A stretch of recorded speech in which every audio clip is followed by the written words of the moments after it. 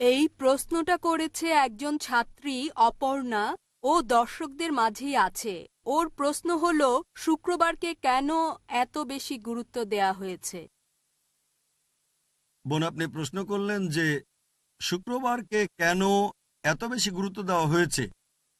আমাদের নবী বলেছেন এটা অনেকটা সাপ্তাহিক ঈদের মতো।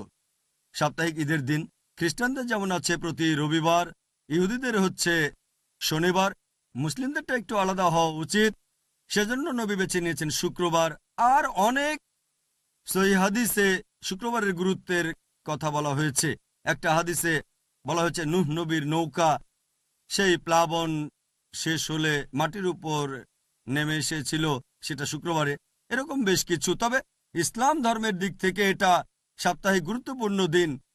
এই দিনে আমরা জামাতে নামাজ আদায় করি, আর এই জামাতে নামাজ খুবই গুরুত্বপূর্ণ। সাধারণত আমরা দিনে 5 ওয়াক্ত নামাজ পড়ি, তবে সপ্তাহে একদিন জুমার নামাজ পড়ি। সেখানে অনেক মানুষ হয়, এটা সাপ্তাহিক ঈদের মতো। সেই জামাতে নামাজ পড়া হচ্ছে বাধ্যতামূলক।